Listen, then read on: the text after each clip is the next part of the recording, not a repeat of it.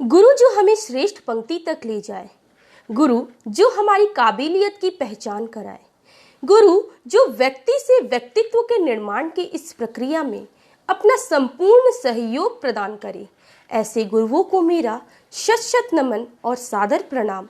ऐसे गुरुओं को मेरा शत शत नमन और सादर प्रणाम। नमस्कार, मैं बरखा सोनी, भिलाई छत्तीसगढ़ से आज आप सभी के सामने एक ऐसे विषय को लेकर उपस्थित हुई हूँ जिस पर मुझे आप सबकी प्रतिक्रियाएं चाहिए। बेशक आजकल मैं अक्सर सोशल मीडिया में यह कैंपेन देखते आ रही हूँ कि अभिभावक एक कैंपेन चला रहे हैं कि नो फीस नो स्कूल।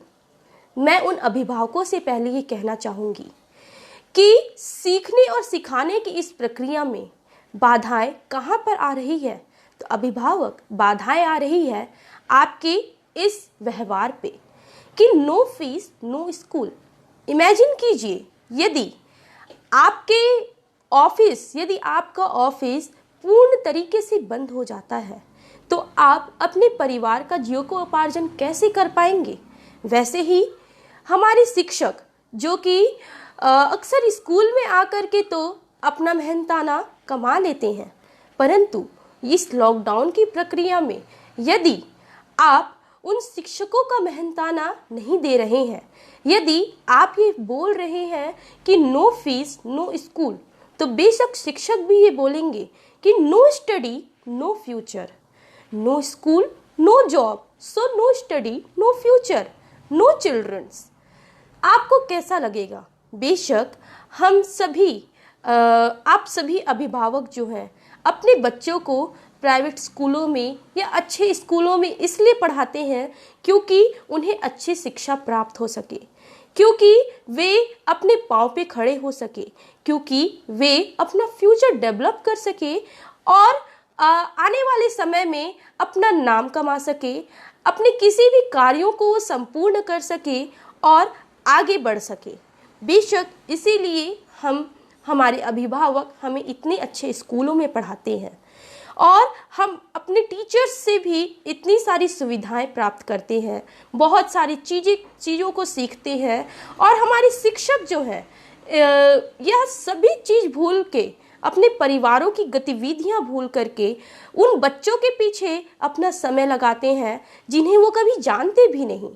तो अभिभावक मैं आपसे कहना चाहूँगी कि ऐसे शिक्षकों का मेहनताना यदि आप इस विपरीत परिस्थितियों में नहीं देंगे, यदि आप इस कोरोना वायरस, इस लॉकडाउन की प्रतिक्रिया में नहीं देंगे, तो बेशक हमारे शिक्षक भी डिप्रेस हो जाएंगे।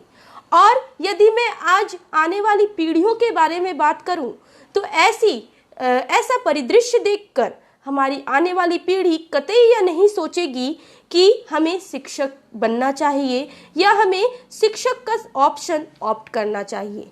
तो मैं आपसे पूछना चाहूँगी, मैं सभी अभिभावक से पूछना चाहूँगी, तो हमारी देश की शिक्षा का क्या होगा जब अच्छे शिक्षक हमारे बच्चों को प्राप्त नहीं होंगे, तो कैसे हमारे बच्चे आज अच्छे से पढ़ पाएंगे। मैं आपको ये भी कहना चाहूँगी कि हमारे देश में इतनी बड़ी जो महामारी आई है जिस पर डॉक्टर्स और वैज्ञानिक और सफाई कर्मचारी जो भी हो वो लगे हुए हैं, कार्य कर रहे हैं, कोरोना वॉरियर्स बने हैं और अपने देश को संभाल रहे हैं, अपने देश के लिए खड़े हैं, तो उन्हें भी आज वो इस मुकाम पे हैं, तो इसके पीछे भी एक शिक्षक, एक गुरु का ही हाथ है। यदि वो शिक्षक उन्हें नहीं पढ़ाए होते तो बेशक आज वो डॉक्टर ना बने होते और इतनी सारी जिंदगी को ना बचा रहे होते। यदि कोई शिक्षक किसी इंजीनियर को नहीं पढ़ाए होते तो बेशक आज वो इंजीनियर नहीं बना होता। यह हमारे देश में या पूरे विश्व में जितने भी पोस्ट हमें दिखते हैं वो बिना शिक्षक के संभव नहीं है। यदि आप एक बिजनेसमैन भी हैं तो बेशक आपने कहीं ना कहीं से तो शिक्षा प्राप्त की ही होगी। शिक्षा के लिए शिक्षक का होना उतना ही अनिवार्य है जितना बच्चे के लिए माँ का होना, जितना पढ़ाई के लिए बच्चों का होना। जो मैं अभिभावकों से कहना चाहूँगी कि आप इन सभी मुद्दों पर ध्यान दीजिए।